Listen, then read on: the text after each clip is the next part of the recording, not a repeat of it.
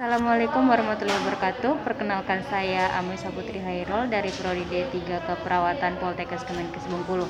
Baiklah, di sini saya akan menjelaskan tentang pengertian yaitu asma, penyebab-penyebabnya, etiologi dan tanda dan gejalanya. Baiklah, yang pertama asma. Asma merupakan salah satu keadaan di mana saluran pernapasan mengalami penyempitan karena hiperaktivitas terhadap rangsangan tertentu menurut Saheb 2011. Yang kedua yaitu asma adalah gangguan inflamasi kronik saluran napas yang mengakibatkan banyak sel di dalamnya. Inflamasi ini menyebabkan penyempitan saluran pernapasan yang menimbulkan gejala episoding atau berulang. Sedangkan menurut Al-Maizaini 2012, asma merupakan gangguan saluran kronik pernapasan yang mengalami radang yang bersifat hipertensif sehingga apabila terserang faktor tertentu yang membuat saluran napas tersumbat dan aliran udara terhambat. Yang kedua yaitu etiologi. Etiologi menurut Semester dan Bare 2002 yang sering menimbulkan asma itu faktor intrinsik atau alergi seperti alergi debu, bulu hewan, serbuk sari bunga, makanan maupun obat. Yang kedua yaitu faktor intrinsik yaitu non alergi yang berupa seperti stres yang menyebabkan sesak napas. Yang ketiga itu gabungan antara asma intrinsik dan ekstrinsik. Yang ketiga yaitu patofisiologi. Pada pasien yang mengalami asma mungkin akan mengalami respon yang sensitif berlebihan terhadap suatu alergen atau sel-sel emas terlalu mudah mengalami degranulasi dimanapun letak hipersensitivitas. Respon peradaan akhirnya bronkospasme, pembentukan mukus, edema dan obstruksi aliran darah yang menyebabkan saluran napas menjadi penyempit. Dari gejala-gejala asma tersebut dapat ditegakkan diagnosa seperti gangguan rasa nyaman,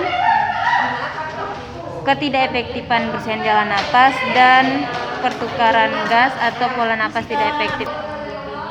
Yang keempat yaitu klasifikasi asma. Berdasarkan kegawatan, asma dapat dibagi menjadi dua, yaitu asma bronkial, yaitu merupakan salah satu penyakit yang ditandai dengan adanya respon berlebih dari trakea dan bronkus terhadap berbagai macam rangsangan. Yang kedua yaitu status asmatikus, merupakan keadaan alergi dan tidak langsung memberikan respon terhadap dosis umum menurut Depkes RI 2007. Klasifikasi asma menurut Hartantio 1997 ada dua, yaitu asma ekstrinsik yang disebabkan oleh alergi seperti bulu hewan, debu maupun obat. Yang kedua yaitu asma intrinsik yang disebabkan oleh stres, infeksi, dan kondisi lingkungan yang buruk seperti kelembapan, suhu, polusi udara, dan aktivitas olahraga yang berlebihan.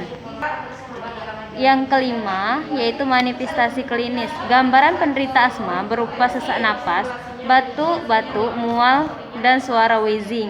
Setelah dikenal umum dan tidak sulit untuk diketahui, batuk-batuk kronis berat merupakan salah satu gejala asma tersebut.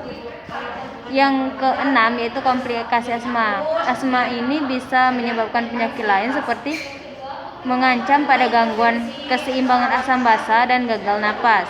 Yang kedua chronic persistent bronchitis. Yang ketiga yaitu pneumonia dan keempat bronkitis. Yang ketujuh yaitu pemeriksaan penunjang. Pemeriksaan untuk asma ini meliputi pemeriksaan sekutum, pemeriksaan darah, gas analisa darah, foto retrogen, pemeriksaan paru dan elektrokardiografi. Penata laksanaan medis ini seperti pengobatan non farmakologi. Kita bisa melakukan penyuluhan.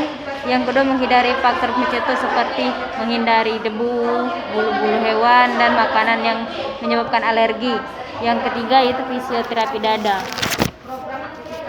Pengobatan non farmakologi, kita bisa menggunakan obat agonis beta yang diberikan sebanyak 3-4 kali dengan jarak 10 menit. Yang kedua, metikantin.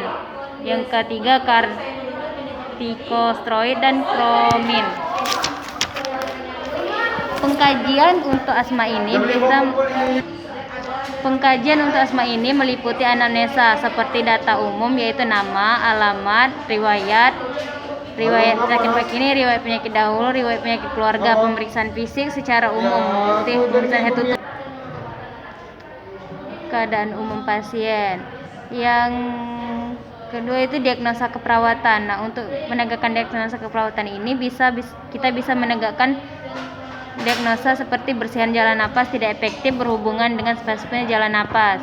Yang kedua, gangguan pertukaran gas berhubungan dengan ketidakseimbangan ventilasi perfusi.